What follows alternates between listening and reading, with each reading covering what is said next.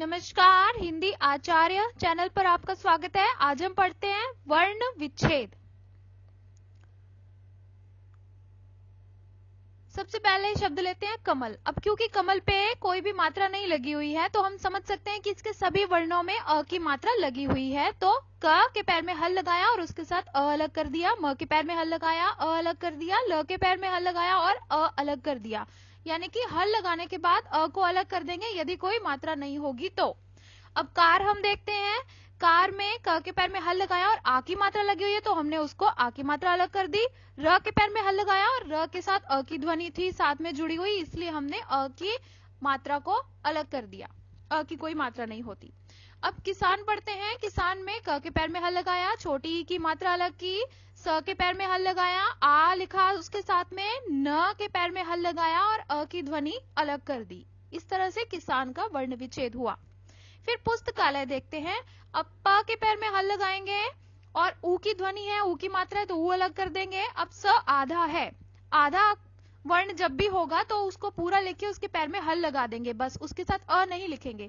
फिर त के पैर में हल है, अ की ध्वनि अलग कर दी, क के पैर में हल है, आ की मात्रा लगी हुई थी, आ अलग कर दिया, ल के पैर में हल लगाया, अ की ध्वनि उससे अलग कर दी और य के पैर में हल लगाया और अ की ध्वनि अलग कर दी।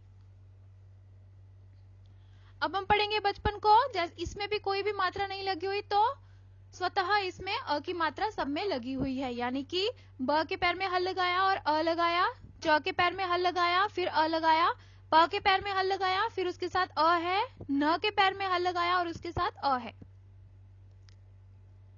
फिर आकृति का उदाहरण लेते हैं। अब आ को तो हमने अलग कर दिया, उसके साथ है क के पैर में हल लगाया, उस क के साथ री की मात्रा लगी हुई थी तो हमने क के पैर में हल लगा के री की मात्रा अलग की।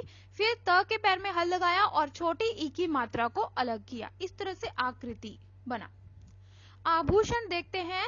आ सबसे पहले अलग कर दिया, भ के पैर में हल लगाकर अलग कर दिया, ऊ की मात्रा बड़े ऊ की मात्रा लगी हुई थी तो बड़ा ऊ अलग कर दिया हमने। फिर षटकोण वाला श है, उसके पैर में हल लगाया और क्योंकि श के साथ अ की ध्वनि जुड़ी हुई है अ लगाया उसके साथ, फिर न लगाया, न के साथ न के पैर में हल और अ। अब सोहन लेते हैं। सोहन में स के पैर में हल लगाएंगे और बड़ी ओ की छोटी ओ की मात्रा थी तो उसको अलग कर दिया। फिर ह के पैर में हल लगाया और अ लिखा उसके साथ और न के पैर में हल लगाया और अ लिखा उसके साथ। अब श्रृंगार देखते हैं। क्योंकि ये संयुक्त वर्ण है तो सबसे पहले हम इसको थोड़ा इजी करेंगे। तो सबसे पहले श के पैर में हल लगाया और र के पैर में हल लगाया तो इससे श्री बना था। तो इसके साथ अम की ध्वनि है तो अम को अलग किया। अब ग है, ग के पैर में हल लगाया और आ की मात्रा उसके साथ लगी हुई थी उसको अलग किया। र के पैर में हल लगाया, कोई मात्रा नहीं है इसलिए अ लिखा। अब एकता को देखते हैं कैसे लिखा कि एक ए तो हमने इधर लिख दिया ए, आगे क है, क के पैर में हल लगाया, कोई मात्रा नहीं है इसलिए अ उसके साथ लिख दिया।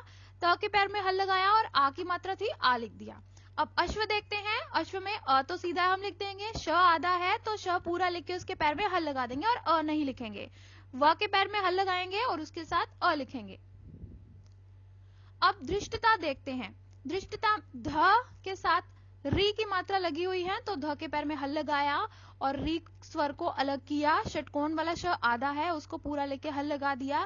ट के पैर में हल लगाया उसके साथ अ लगाया, त के पैर में हल लगाया और उसके साथ आ की मात्रा को अलग कर दिया। अब हम हृदय देखते हैं। ह के पैर में हल, ह के साथ री की मात्रा लगी हुई थी तो री अलग की। फिर द के पैर में हल लगाया, कोई मात्रा नहीं है इसलिए अ लिखा साथ में। य के पैर में हल लगाया और अ लिखा क्योंकि कोई मात्रा नहीं थी।